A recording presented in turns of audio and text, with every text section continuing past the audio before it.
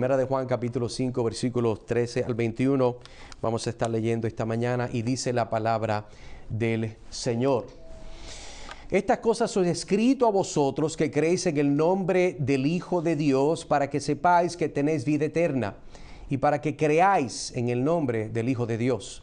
Y esta es la confianza que tenemos en Él, que si pedimos alguna cosa conforme a su voluntad, Él nos oye.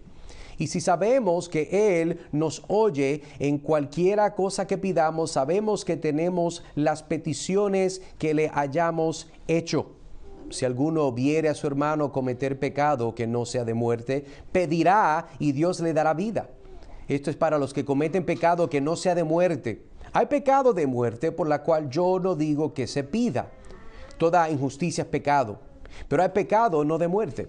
Sabemos que todo aquel que ha nacido de Dios no practica el pecado, pues aquel que fue engendrado por Dios le guarda y el maligno no le toca. Sabemos que somos de Dios y el mundo entero está bajo el maligno, pero sabemos que el Hijo de Dios ha venido y nos ha dado entendimiento para reconocer al que es verdadero, y estamos en el verdadero, en su Hijo Jesucristo. Este es el verdadero Hijo, o el verdadero Dios, perdón, y la vida eterna. Versículo 21, hijitos, guardaos de los ídolos. Amén. Esta es la palabra del Señor. Imagina un robusto puente de piedra que cruza un caudaloso río. Este puente representa nuestra fe en Jesucristo y la seguridad de nuestra salvación. Ahora, a lo largo de la vida, enfrentamos un sinfín de ríos tumultuosos que simbolizan las dificultades y desafíos que encontramos en nuestras vidas. En días soleados y serenos, encaminamos por el puente sin preocupaciones, disfrutando la belleza del pasaje que nos rodea. Pero cuando las aguas del río se desbordan y las corrientes se vuelven peligrosas, el puente se convierte en nuestro refugio seguro. Nos refugiamos en él, sabiendo que nos protegerá de las aguas turbulentas. Las crecidas del río son como las pruebas y las tribulaciones que enfrentamos en la vida. Pueden ser abrumadoras a veces y amenazadoras, pero nuestro puente de fe en Jesucristo permanece sólido e inquebrantable. En momentos de reflexión forzada durante las tormentas, comprendemos la urgencia de aferrarnos a nuestra salvación en Cristo. A medida que las aguas rugen a nuestro alrededor y los vientos soplan con furia, recordamos las palabras de Jesús cuando Él decía: yo soy el camino, la verdad y la vida. Amén. Sabemos que sin importar cuán poderoso sea el río, nuestro puente de fe nos llevará con seguridad al otro lado. Entonces, hermanos y hermanas, amigos y amigas, reflexionemos sobre este puente en nuestras vidas y la seguridad de nuestra salvación en Jesucristo. No esperemos que la tormenta nos obligue a hacerlo. Ese es el problema. Reflexionemos ahora que no hay un río turbulente, que no hay una amenaza en nuestras vidas, sino que reflexionemos ahora con urgencia y gratitud para que podamos atravesar cualquier desafío con confianza, sabiendo que nuestra salvación en Cristo es eternamente segura y firme.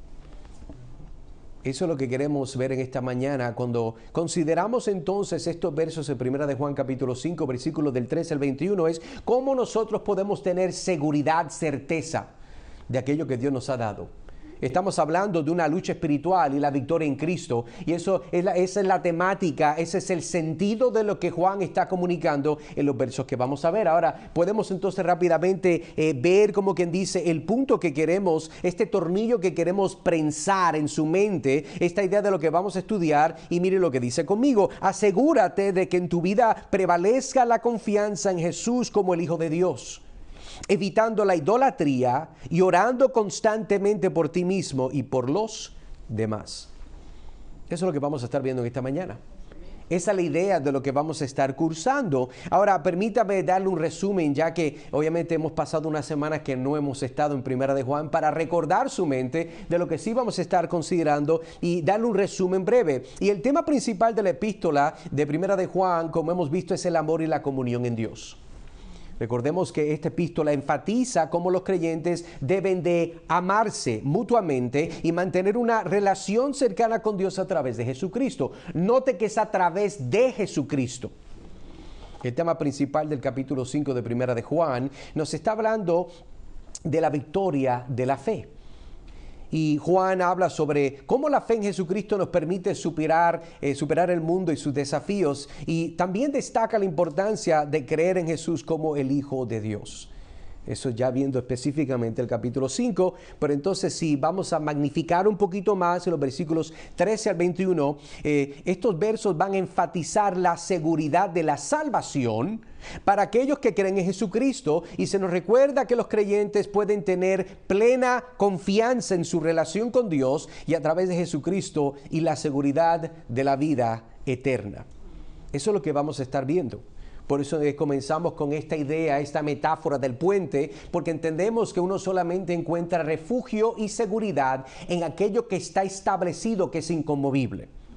Ahora entonces entremos para considerar nuestro primer encabezado, que sería el bosquejo que vamos a estar viendo. Son 3 puntos sencillos. Vamos a ver de una forma muy clara la seguridad de la vida eterna, versículo 13, la oración por los hermanos, versículo 14 al 17, y en el tercer encabezado, la protección contra el maligno, versículo 18 al 21.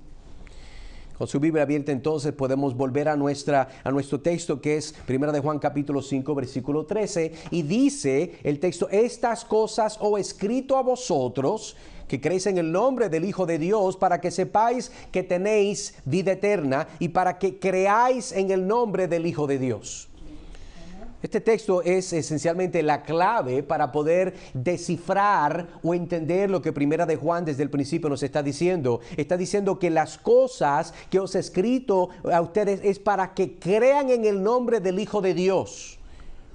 Todo lo que Juan ha escrito en esta epístola Primera de Juan es con ese motivo, con ese propósito.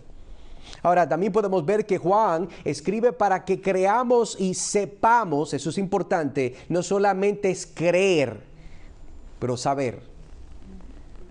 Hay muchas cosas que nosotros podemos creer, pero en realidad no sabemos. Me explico, yo tal vez creo en ciertas conspiraciones, pero yo de verdad no sé si eso es cierto. O sea, yo sencillamente hago unas conexiones, ¿verdad? Como los astrólogos cuando, ¿verdad?, conectan aquí y allá, y eso, ¿verdad?, son formas que siempre se han usado para poder navegar de una forma en el mar. Pero hay personas que saben cosas, ¿verdad?, pero lo que saben, al contrario, saben cosas pero no tienen convicciones, al revés. Eso es un peligro tenerlo en la vida cristiana. Que una persona diga que yo creo en Cristo pero no tengo convicciones para dirigir mi vida. Entonces, en este texto también, si lo continuamos viendo juntos, note que comienza con una fe activa y presente cuando dice creéis.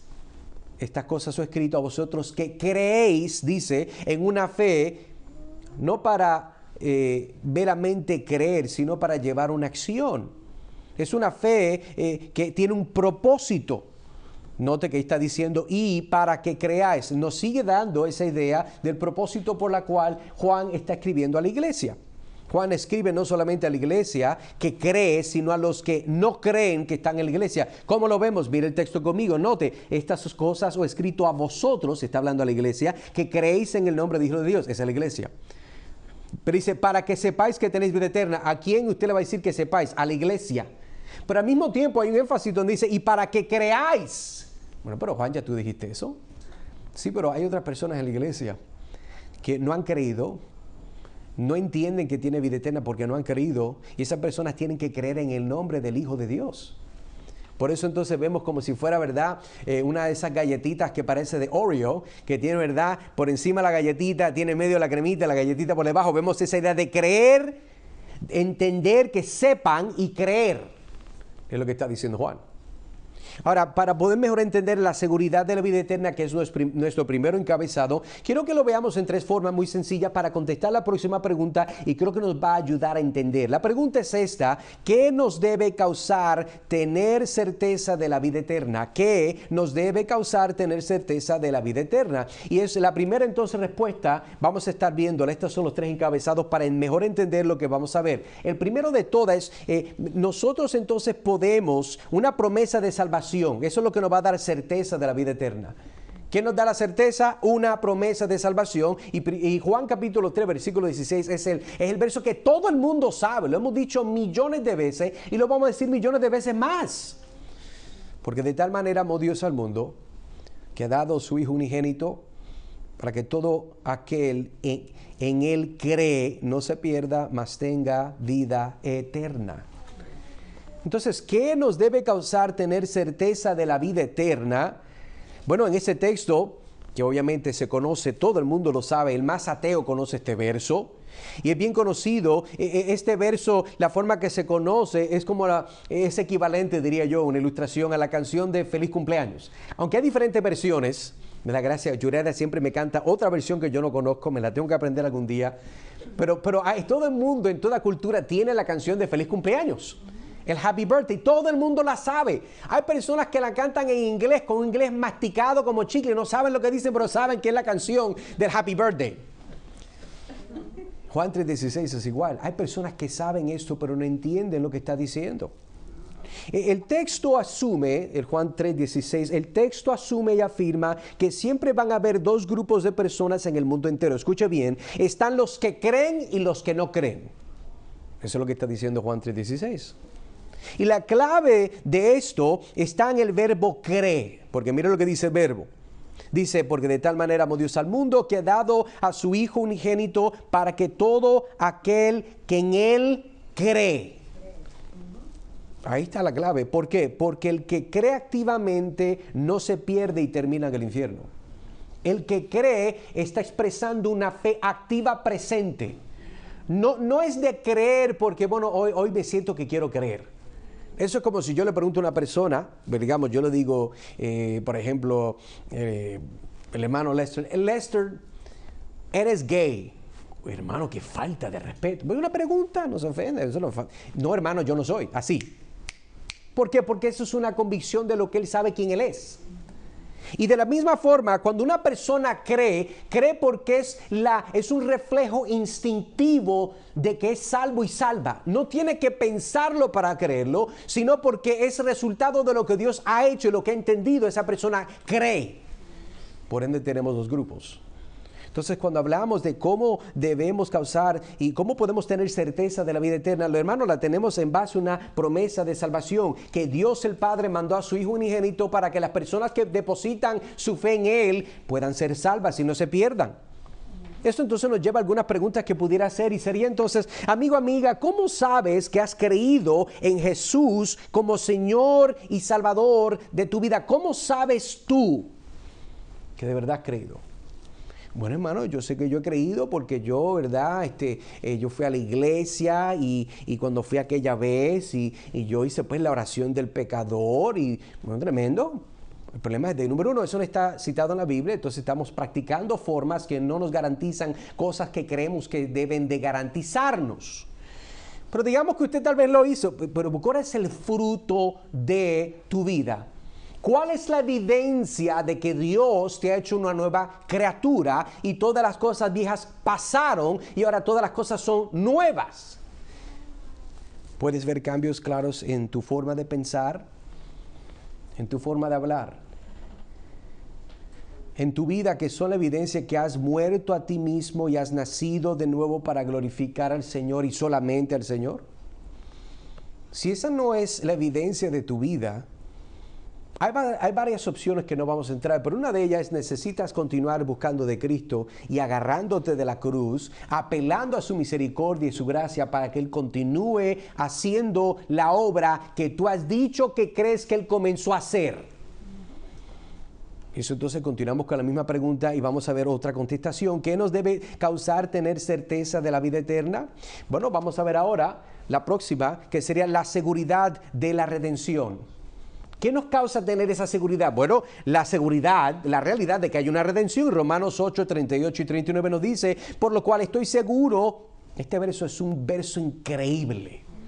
Este es un verso de una película ahí grandísima, ¿verdad? Es una película esa que usted sale caminando en las nubes. ¡Ay, qué tremendo! Este verso tiene estos elementos. Por lo cual estoy seguro de que Pablo dice, bueno, de que ni la muerte, ni la vida, ni ángeles, ni principados, ni potestades, ni lo presente, ni lo porvenir, ni lo alto, ni lo profundo, ni ninguna otra cosa creada nos podrá separar del amor de Dios que es en Cristo Jesús, Señor nuestro. Amén. Tu confianza en las promesas de Dios, hermano y hermana, son el resultado de estar seguro. Tu confianza en las promesas de Dios es el resultado de que estás seguro. Tú no puedes tener confianza en algo en la cual no encuentras seguridad. Cuando usted trompó la puerta, usted dijo, yo me voy a sentar en esta sillita. Todas se ven iguales. Pero yo me voy a sentar en esta sillita porque mi experiencia con la sillita y las hermanitas y hermanitos de la sillita es que cuando me siento me aguanta. Usted está expresando una forma de fe. Usted está depositando confianza en esa silla. ¿Por qué? Porque ya en el pasado le ha resultado que lo sostiene. Hermano, ¿cuánto más en Cristo? Si usted obviamente es una nueva criatura. La certeza de nuestra vida eterna está fija en la realidad inmutable de que nada creado, escuche bien, lo estoy sacando de verso, nada creado, ni el futuro, ni las dimensiones de la creación tienen la potestad de separarnos del amor de Dios. ¿Por qué? No lo dice al final. Porque es en Cristo Jesús, Señor nuestro.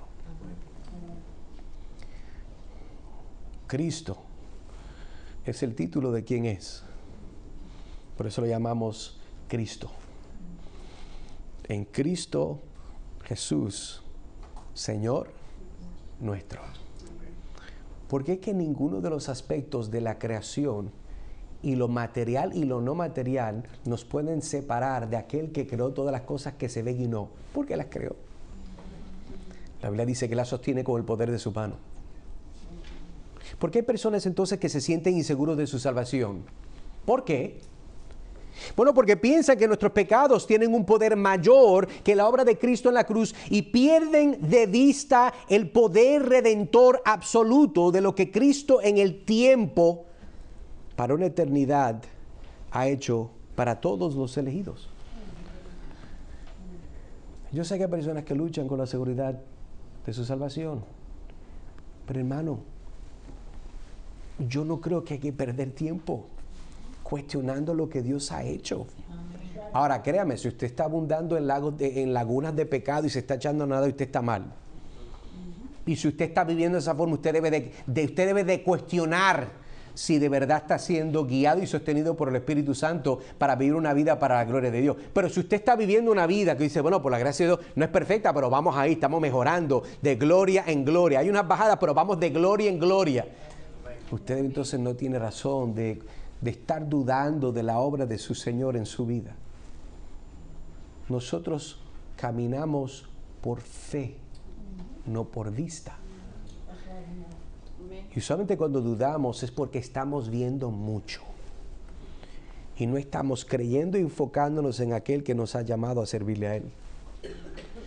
Continuamos entonces con la misma pregunta. ¿Qué nos debe causar tener certeza en la vida eterna? Bueno, vemos la idea de Hebreos. Déjame ver si lo tengo aquí. No lo tengo aquí. Se lo debo, pero si puede y quiere abrir su Biblia, Hebreos capítulo 9, versículo 12. Pasa que están mal acostumbrados que yo doy los versos. Por ahora la Biblia esta vez y búsquelo. Hebreos capítulo 9, versículo 12. Quiero enseñarle algo. Sí la tengo aquí, pasa que le está molestando para que saque su Biblia, hay personas que no la sacan. Hebreos capítulo 9, versículo 12. Mire lo que dice, cómo nos debe causar tener certeza la vida eterna, la obra completa de Cristo. ¿Qué dice Hebreos 9:12? Y no por sangre de machos cabríos ni de becerros, sino por su propia sangre entró una vez para siempre en el lugar santísimo, habiendo obtenido eterna redención. Esto está citando la idea del Antiguo Testamento, donde lo que sería el sacerdote, el sumo sacerdote, entraba en el lugar donde estaba el arca del pacto y comenzaba a hacer un reguero con sangre, y eso es lo que Dios había prescrito en cómo se iba a adorar. Pero si el hombre que entraba ahí no era digno y no estaba limpio delante de Dios, aun cuando haya hecho todos los otros aspectos ceremoniales, Dios lo mata. Por eso parte de lo que tenía puesto de su ropa era, él tenía unas campanitas en el borde de su ropa, y estas campanitas como el carrito de helado, usted se acuerda cuando era, ¿verdad? Bueno, yo soy joven, yo no soy viejo, pero de los tiempos, ¿verdad? Aquellas personas, estaba el carrito de helado, y usted escuchaba, ¿verdad? Estaban, por ejemplo, yo vi en California, estaban cuando pasaba la señora y ella tenía unas campanitas literalmente que sonaban, y usted escuchaba las campanitas y se viene la señora del helado y comenzaba a jalarle, ¿verdad? Mami, yo quiero un helado, mami, yo quiero un helado, y no, hay que comer, no, mami, quiero un helado, es para más tarde. Y nos peleamos por el helado. Pero cuando usted escuchaba el carrito de los helados, ¿verdad? Que era más moderno, tenía la bocina, todo el mundo sale. Pero hermano, aquí cuando nosotros estamos hablando, estas campanitas que estos hombres paraban de sonar eran la evidencia de que no había más vida. Pero al intercambio, Hebreos nos está diciendo, nos está trayendo esa imagen de Levíticos, y nos está dando un entendimiento claro aquí en Hebreos. Y dice, no por sangre de machos cabríos ni de becerros, ni por su propia sangre, sino por su propia sangre. Está diciendo que la diferencia de lo que se practicaba en el Antiguo Testamento a lo que se practica el día de hoy es que había un sistema completo, repleto de animales, palomas, caballos, de inciensos, harina. Eso está en la Biblia, léalo. Pero dice, no, eso ya no, es que eso no da. Hermano, para las pocas vergüenzas suyas y mías, eso no da. Eso no da. Sino que dice al contraste, sino que, Hebreos, sino que por su propia sangre. ¿Quién entró? Jesucristo entró una vez para siempre en el lugar santísimo. Y Él no entró con campanas. Por cuanto Él es santo y entró al frente de la presencia de su Padre que es santo, Él no necesita campanas. A Él nadie lo va a arrastrar de ahí. Y por cuanto Él es el perfecto sumo sacerdote, habiendo obtenido eterna redención. ¿Cómo nos debemos o qué nos debe causar tener una certeza de la vida eterna? La obra completa de Cristo. No hay, hermano, cantidad posible de animales sacrificados que puedan compararse con la eficacia redentora y transformadora de la sangre de Cristo y su sacrificio expiatorio. Recordemos que solamente por su propia sangre es que fue rendido el perfecto y máximo sacrificio alcanzado, una redención total y absoluta por los elegidos del Padre. De eso es lo que estamos hablando. Un hombre que se llama Warren Wiersbe dijo lo siguiente: Jesucristo se hizo hombre para poder morir por los pecados de la gente. Su muerte fue voluntaria. ¿Es dudoso que algún sacrificio del Antiguo Testamento se ofreciera voluntario para el trabajo? No. Todos los sacrificios, hermanos, fueron forzados. Esto es el de Cristo. La sangre de un animal era llevada por el sumo sacerdote al lugar santísimo, pero Jesucristo se presentó en presencia de Dios como el sacrificio final y completo por los pecados. Entonces la pregunta que hay que hacer entonces es esta, hermano, hermana. ¿Sientes contentamiento total y absoluto en la obra de tu Señor y Salvador Jesucristo? No te estoy hablando meramente, oh sí, yo sé que el Señor me salvó, amén. Pero estamos hablando de todas las áreas de tu vida. ¿Olvidaste esta semana posiblemente que tu redención es una total y completa comprada por tu Redentor en la cruz? Hermano, que usted no entiende, esta semana fue difícil, esta semana de una situación con el jefe, con la jefa, con mi esposa, con mi hijo, con el perro, con el gato. Bueno, con el gato no me sorprende porque los gatos son del diablo. Entonces, es un relajo. O sea que yo amo a todos los animales, los gatos no tanto, pero los amo igual. El punto es, ¿habrá sucedido algo esta semana de que en la forma que actuaste, pensaste, razonaste, descontaste la veracidad de la eficacia de la obra de Cristo en tu vida? A mí me ha pasado, porque yo le digo, a mí me pasó. Y yo no tengo problema en admitirlo, pero gloria a Dios que podemos ver un texto que nos recuerda de lo que Cristo ha hecho y nos apunta a comenzar una semana nueva, recordando de que nosotros, nuestra esperanza no está en la forma tan perfecta que puedo caminar, porque obviamente no lo es, sino que la fuerza, la esperanza verdadera está en aquel que siempre y aún al momento, al día de hoy, en este momento está a la mano derecha del Padre, viviendo una vida gloriosa, alcanzó el triunfo más alto que alguien puede obtener, que es tener un nombre sobre todo nombre. Hemos que recordar eso, hermanos. Continuamos entonces con nuestro segundo encabezado, que es oración por los hermanos. Oración por los hermanos. Volvemos a 1 de Juan capítulo 5. Vamos a ver entonces los versículos 14 al 17. Y esta es la confianza que tenemos en Él, que si pedimos alguna cosa conforme a su voluntad, Él nos oye. Y si sabemos que Él nos oye en cualquiera cosa que pidamos, sabemos que tenemos las peticiones que le hayamos hecho.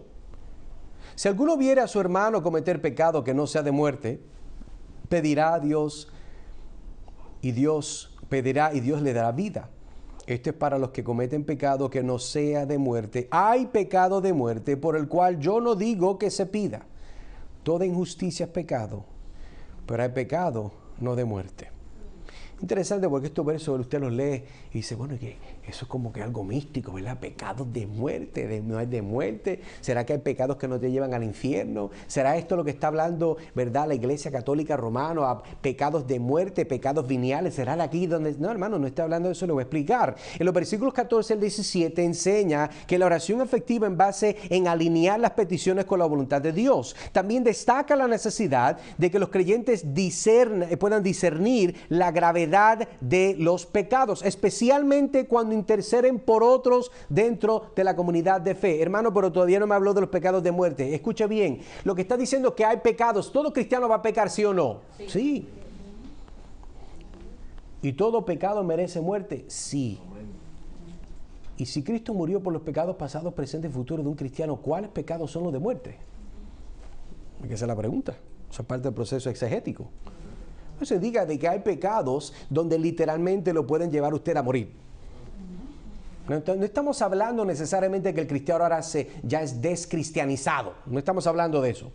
Pero hay ciertos pecados, hermano, que usted puede morir. Si una persona, por ejemplo, el hermano Elías es una persona que conoce mucho de lo que son las motocicletas, y estábamos hablando el otro día en la casa con los hermanos, compartiendo un tiempo muy bonito, y hablábamos con otros jóvenes y le decíamos de que las motoras es algo que amerita tener un respeto.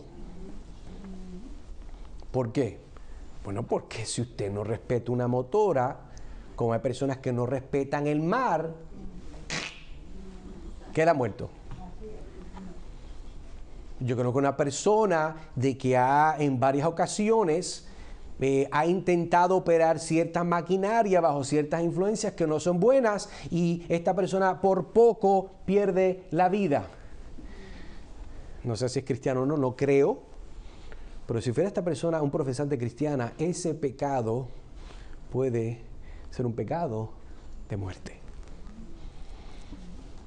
Pero hagamos una pregunta para mejor entender esta idea, orando por los hermanos. ¿Por qué debemos orar por nuestros hermanos? Veamos entonces la respuesta número 1, que será porque Dios nos ama. Número 2, porque Jesús oró e intercedió por nosotros. Perfecto ejemplo. Y número 3, confesando nuestras ofensas. Pero entonces veamos la primera.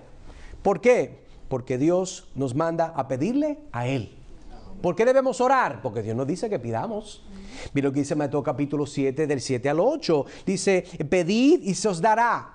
Buscad y hallaréis. Llamad y se os abrirá. Porque todo aquel que pide recibe, el que busca halla, y el que llama se le abrirá. El verso favorito de toda persona que quiere recoger la ofrenda. ¿Tú lo has escuchado? Pero no necesariamente tiene que haber una conexión de esa forma. El que no recibe es porque no pidió. Y no tiene que ser dinero. El que no encuentra es porque no buscó. El que no se le abre es porque nunca llamó. Hagamos una aplicación. Si su vida espiritual no está creciendo es porque usted no está buscando lo que Dios le dijo que tiene que buscar. Si usted no está haciendo una prioridad, su tiempo, claro, a menos que sea limitado providencialmente por trabajo, y usted no está en el grupo pequeño de la semana, es usted el que se está buscando el problema, no yo. Nosotros todos estuvimos ahí, vamos a estar ahí para bendecirnos y ayudarnos y motivarnos en el Señor y pasar un tiempo estudiando la palabra. Pero si usted decide, no es para mí, I don't care, a mí, yo no voy, pues mire, no vaya, arrepiéntase de su rebelión. Después no se queje que las cosas no le van bien. El problema es suyo. Dios está diciéndonos, ¿por qué debemos de pedir? Porque nos dice que pidamos, pero debemos de pedir con una actitud correcta. Nuestra oración por nuestros hermanos debe de ser una la cual también se enfoca en pedirle a Dios perdón por sus pecados. Recuerde que lo que estamos diciendo, hermano, no es solamente de pedir. ¿Por qué todo siempre tiene que ser nosotros? ¿Usted se ha puesto a pensar eso? El que pide, pedir y se os dará. ¿Pero por qué tiene que ser solamente lo monetario, solamente lo material? No. Puede ser, Señor, te pido, mira a mi padre, mira a mi tía, mira a mi abuelo. Mira a mi amigo que está en la cárcel, en la prisión. Señor, abre el entendimiento que pueda ver a Cristo. Pedid y os dará, buscad y hallaréis, llamad y se os abrirá. ¿Por qué debemos orar por nuestros hermanos? Porque Dios nos dice que debemos de hacerlo. Porque es una forma que nosotros estamos mostrando el amor de Cristo hacia nuestros hermanos en Cristo. Y la clave para que Dios conteste cada una de las peticiones que le presentamos a favor de otros es tener un entendimiento bíblico de ¿qué? De lo que Dios quiere y desea para cada uno de sus hijos. Usted está orando y Dios no contesta. Bueno, hay varias opciones. Número 1, no es el tiempo de Dios. Número 2, no es la voluntad de Dios. Si fuera voluntad de Dios, Dios le contesta. Y debemos estar claros, hermanos y hermanas, a entender cuál es la voluntad de Dios para nuestras vidas, porque si vamos a vivir y a orar de acuerdo a la voluntad de Dios, ¿qué va a pasar? Dios va a contestar todas las oraciones. ¿Usted cree que Dios está ahí? Te voy a hacer la vida difícil. Es que le voy a hacerle la vida difícil a Elvira. No le voy a contestar porque yo no me da la gana. Hermanas, yo no sé qué clase de padre exista que es así, pero yo no conozco ninguna. Y si hay uno, arrepiéntase, porque eso es una rebelión. Usted tiene una espina de, ¿verdad? Usted tiene que arreglar eso. Pero Dios no hace esas cosas, hermano. Una de las preguntas entonces que pudiéramos hacer para tratar de aplicar es, ¿cuál es la debilidad de tu hermano o hermana? Y si la conoces, estás orando activamente por la lucha que tu hermano y hermana tiene contra su pecado. O solamente le tienes pena. Ay, bendito, es que yo lo quiero mucho, es que yo la quiero mucho, es que esta gente más hermosa. Dios no te llamó a cogerle pena a la gente. Dios te llamó a amarlos y orar por ellos activamente. Debemos hacerlo, ¿por qué? Porque vemos, número 1, que Dios nos manda a pedirle a Él. ¿Por qué debemos orar por nuestros hermanos? Número 2, porque Jesús oró e intercedió por nosotros. Hebreos capítulo 7, versículo 25, dice: por lo cual puede también salvar perpetuamente a los que por Él se acercan a Dios, viviendo siempre para interceder por ellos. Este versículo obviamente nos trae la conclusión lógica de que se desprende de la unidad anterior, cuyas implicaciones repercuten significativamente en el ánimo de los lectores. Entendemos entonces que Dios no solamente va a salvar hasta lo máximo. ¿Por qué? Bueno, lo hace porque Él es Dios, pero lo hace porque su Padre le dijo que orara de esa forma. Cristo dijo: yo no digo nada que mi Padre no me dijo que dijera, yo no hago nada lo que mi Padre no me dijo que hiciera. Y entendemos que si Cristo está orando de esta forma, fue porque el Padre se lo pidió. Puesto que Cristo vive, hermanos, para siempre, y por tanto ejerce su función sacerdotal eternamente, su salvación continúa para siempre. No tiene fin el acceso que se nos ha concedido a la presencia de Dios mediante la intercesión del gran sumo sacerdote. Eso no termina. Su aspecto miserable no cambia la realidad de que Dios sigue siendo redentor absoluto del alma de aquellos que el Padre le dio a Cristo para pagar en la cruz. Eso no cambia nada. Mire, Lucas capítulo 22, versículo 32. Mire este verso conmigo. Mire lo que Jesús dice en este verso: pero yo he rogado por ti que tu fe no falte, y tú, una vez vuelto, confirma a tus hermanos. palabras de Cristo a Pedro. Dios le dijo, Jesús le había dicho a Pedro, Pedro, tú me vas a negar. No, Señor, jamás. En mi mente yo pienso que Pedro era bien bravo. A mí era horrible con una espada, pero era bravo. El Señor le dice a él, Pedro, yo he rogado por ti.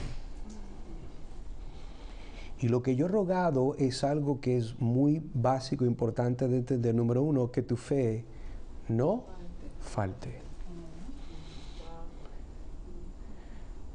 Hermano, ¿cómo está tu fe? ¿Está corriendo el tanque bajo de tu fe? ¿Será por eso que las cosas están un poquito fuera de lugar? Sí, porque están los días buenos donde estamos, hermano, ¿verdad? Como los fisiculturistas fuertes ahí, en el espejo, ¿verdad? En el espejo bíblico. Ahora sí, yo me llevo al diablo, los demonios y todo el infierno me lo llevo.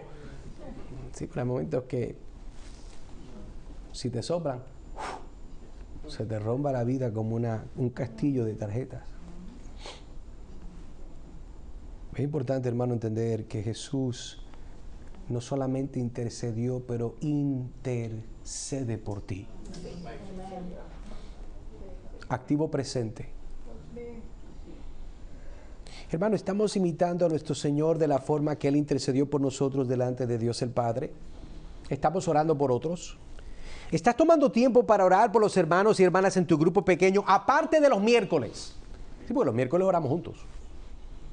Pero aparte, ya, o sea que ya después del miércoles ya pagué la tarifa, ya no voy a orar por más nadie, solamente es todo para mí.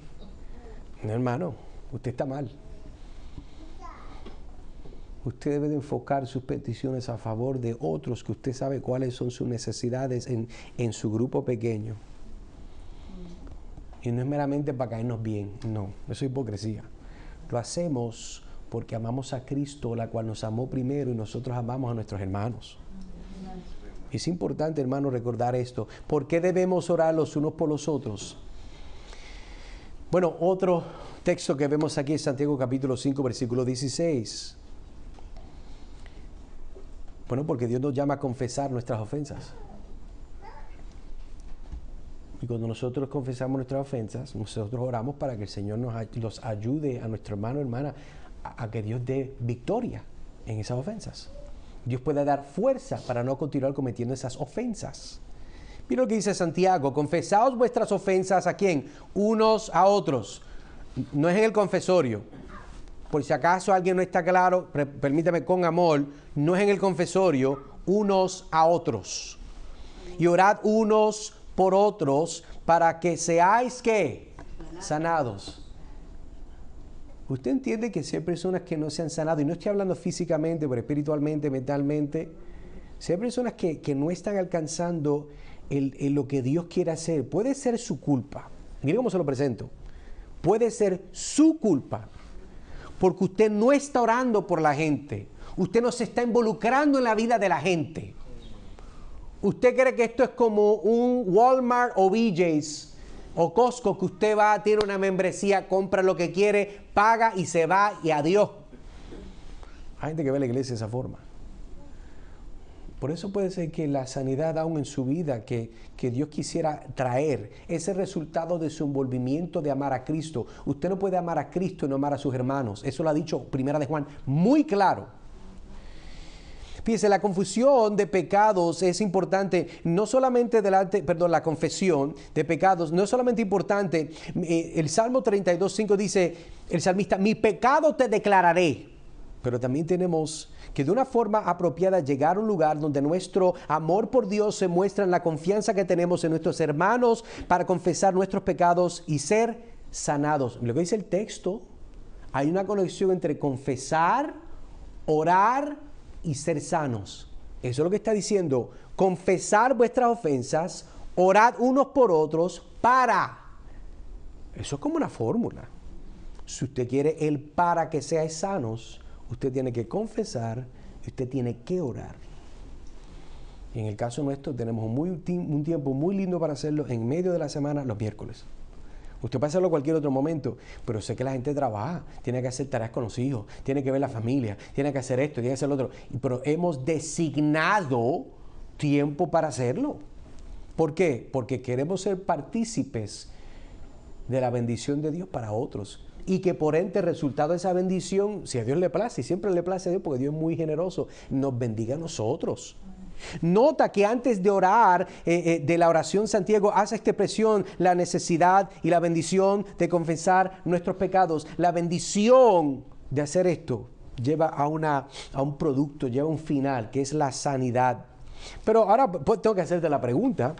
Eres de las personas que piensas, bueno, hermano, a mí no me gusta confesar, decir nada a nadie, porque a fin no es el pecado de ellos, es mi pecado. No me gusta que la gente se esté metiendo en la vida mía. Usted sabe que yo soy bien privado. Sí. Fíjate, este texto de Santiago igualmente es inspirado como las palabras de Cristo. ¿Usted sabía eso? O sea, las palabras de Cristo en letra roja. Esas son las palabras de Cristo. Estas son las palabras de Cristo también. Porque Jesucristo es Dios. Y el Señor está diciendo que esto es lo que Él te llama a ti y a mí.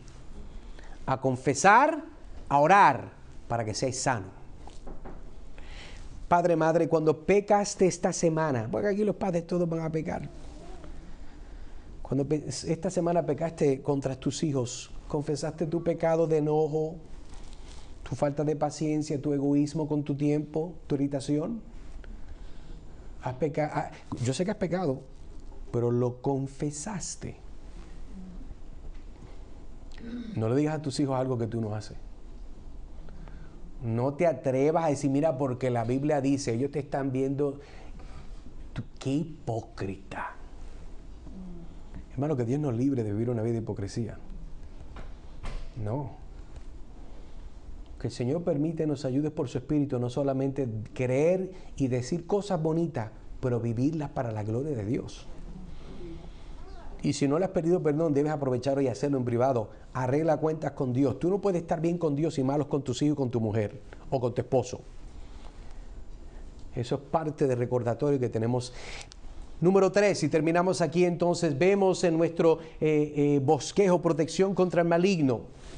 Mire el verso conmigo, 1 de Juan, capítulo 5, veamos versículos 18 al 21. Sabemos que todo aquel que ha nacido de Dios no practica el pecado, pues aquel que fue engendrado por Dios le guarda y el maligno no le toca. Sabemos que somos de Dios y el mundo entero está bajo el maligno, pero sabemos que el Hijo de Dios ha venido y nos ha dado entendimiento para conocer al que es verdadero, y estamos en el verdadero, en su Hijo Jesucristo. Este es el verdadero Dios y la vida eterna. Hijitos, guardaos de los ídolos. Amén. Versículos 18 al 21 enfatiza la seguridad, hermanos, de que los verdaderos creyentes en Cristo advierte contra la idolatría y reafirma el conocimiento y la relación que los creyentes tienen con el Dios verdadero en contraste con el mundo bajo la influencia del maligno. Hay una diferencia. Y eso entonces lo vamos a ver de dos formas. Vamos a verlo en el aspecto de, contestando a la pregunta, ¿cómo somos protegidos del maligno? Número 1, reconociendo su voz. Y número 2, reconociendo el Hijo de Dios. Mira lo que dice Juan capítulo 10. Mis ovejas oyen mi voz y yo las conozco y ¿qué? Me siguen. Y yo les doy vida eterna y no perecerán jamás y nadie las arrebatará ¿de qué? De mi mano. Mi Padre que las dio es mayor que todos y nadie las puede arrebatar de la mano de mi Padre. Yo y el Padre, ¿qué? Uno somos. Entendemos entonces, hermanos, cómo es que nosotros somos protegidos de las acechanzas del maligno. Pues reconociendo su voz. Mire versículo 27 con su Biblia abierta. Mire qué interesante. Nuestra protección es el resultado que no podemos ser engañados por la voz de alguien que no estamos acostumbrados a escuchar. Pero el problema es que cuando no estás acostumbrado a escuchar la palabra de Dios, tú oyes cualquier otra palabra como si fuera Dios. Cuando tú estás acostumbrado a escuchar la voz de Cristo, nadie te coge de lo que no eres. Pero cuando tú tienes tiempo para ver, ¿verdad?, documentales 10.000 en Netflix y programas favoritos, que no es malo, yo soy legalista. pero creo que hay un balance. Y cuando vives una vida desbalanceada, donde Cristo no es la prima de tu vida, el aspecto más alto, vas a tener un problema. Y la falsa religión te va a coger de lo que tú crees que no eres, pero va a mostrar la realidad de que eres débil porque no reconoces su voz. La Biblia dice que la fe viene por el oír. Entonces la fe para poder creer en el Dios que te pueda salvar es tú ponerte frente de su voz constantemente, porque esa voz te da fe. ¿Usted se acuerda que yo me burlaba unas semanas atrás y le hablaba de los timeshares? Usted lo que no quiere es que usted quiere que esos 90 minutos terminen ya, porque si me sigue hablando yo lo voy a comprar y yo no tengo el dinero para comprarlo. No lo voy a hacer. Vamos, dame las taquillas, dame el dinero que me voy. Porque es que es una ganga. Mire lo que me están dando. Mientras más lo escuchas, más le crees. Pero si no estás acostumbrado a escuchar a Cristo, por eso es que tienes problemas en tu vida espiritual. Tú le crees a todo el mundo, pero no a Dios. No puedes escuchar su voz si no tienes una relación íntima con Él. Versículo 27. Versículo 28. Jesús da la garantía de que nadie te puede dar. ¿Qué es lo que Dios te puede dar que nadie te puede dar? Él da vida eterna y nadie puede robarle a Él una oveja que le pertenece. Por eso los que dicen que una persona se puede desconvertir y entramos en esas controversias, hermano, eso no es posible. ¿Quién le roba a Dios? Nadie. El Hijo de Dios garantiza que hay total seguridad en la salvación que Él provee. Versículo 30. El decir que el Padre y Él son uno significa que ellos son una misma divinidad. Por eso trataron de matar a Cristo. Él estaba diciendo, yo y Elohim somos igual. Lo iban a matar por eso. Y esta declaración enfatiza de nuevo la seguridad de la salvación que hay en Cristo Jesús. Hago la pregunta de nuevo, ¿cómo podemos ser protegidos del maligno? Y la segunda respuesta es reconociendo el Hijo de Dios. No solamente su voz, sino su persona.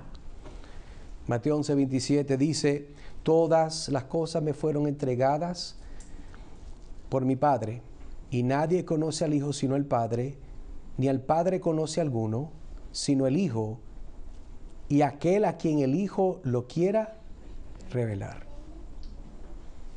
Interesante. En este verso, Mateo reveló la soberanía del Hijo de Dios, tanto en su relación con el Padre como en su revelación del Padre a la humanidad. Pero la forma suave y humilde en que Jesús es el Mesías eligió venir haría que a muchos tropezaran. La forma que Cristo vino causó problemas. ¿Por qué? Porque la gente no escuchaba la voz de Dios en la palabra y estaba esperando otro Jesús que llegara con un carruaje, con mucho show, ¿verdad? Con mucha cosa. Y Jesús no llegó así. Y el Jesús que quería que llegara no llegó. Y el Jesús que no quisieron aceptar fue el que llegó.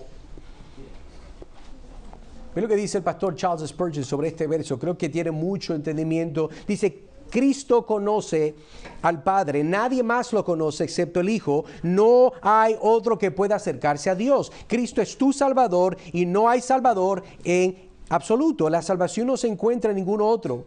Y si no quieres aceptar a Cristo, tampoco puedes obtener la salvación. Mira cómo funciona esto, dice Spurgeon. Es cierto que ningún ser humano conoce a Dios excepto a Cristo. También es cierto que ningún ser humano puede acercarse a Dios excepto a través de Cristo. Ese es el problema. Esa es la polémica. Por eso cuando el mundo ofrece más obras, no te están poniendo más cerca de Dios. Porque tus obras asumen que compiten con las obras de Cristo y eso es blasfemia. Porque solamente somos salvos por la obra de Cristo, por los méritos de Cristo, por el sacrificio de Cristo, como resultado de Él conquistar la muerte. Permítame entonces, como quien dice, bajar la cuesta y enseñarle, compartir esto con ustedes y traer esta idea. En una noche oscura y tormentosa, un barco se encontraba en medio de un océano tempestuoso. Las olas chocaban con furia contra la embarcación y el viento aullaba como un lobo hambriento. Los marineros luchaban valientemente por mantener el barco a flote, Pero las fuerzas naturales eran abrumadoras. En ese momento un hombre se encontraba en la encubierta observando el caos a su alrededor con una expresión de angustia en su rostro. Ese hombre representaba a la humanidad en su estado natural. Enfrentando las tormentas de la vida, estaba rodeado de problemas, tentaciones y pecados que lo amenazaban constantemente. Las olas de la culpa y el remordimiento chocaban contra su alma y el viento de la condenación soplaba implacablemente sobre él. A pesar de todos sus esfuerzos y buenas intenciones, se dio cuenta de que no podía salvarse a sí mismo de ese terrible naufragio espiritual. Entonces, en medio de la oscuridad, una luz brillante apareció en el horizonte. Era un faro de esperanza, una salvación divina que se acercaba. Este faro representaba a Jesucristo, el Salvador del mundo. Con su amor y gracia estaba dispuesto a rescatar al hombre de su perdición. El hombre en la cubierta, al ver la luz del faro, se dio cuenta de su necesidad desesperada de un Salvador. Comprendió que sin Jesús estaba condenado al abismo eterno. Se arrodilló humildemente y clamó por la ayuda de Cristo, y en ese momento la mano misericordia de Jesús se extendió y lo levantó del naufragio de su pecado. Esta historia ilustra la verdad fundamental que vemos en la totalidad de 1 de Juan 5, del 3 al 21. Nosotros sabemos que el Hijo de Dios ha venido y nos ha dado entendimiento para conocer al que es verdadero, y estamos en el verdadero y su Hijo Jesucristo. Este es el verdadero Dios y la vida eterna. Es por eso que debes de acordarte, hermano, lo que dijimos al principio, que es nuestra idea general, que es que asegúrate de que tu vida prevalezca con la confianza en Jesús como el Hijo de Dios, evitando la idolatría y orando constantemente por ti mismo y por los demás. El deseo de Dios, hermanos, que nosotros tengamos confianza, seguridad de nuestra salvación, que tengamos victoria en Cristo Jesús en contra de las acechanzas del mundo, el diablo y la carne, por su Espíritu y para la gloria de Él.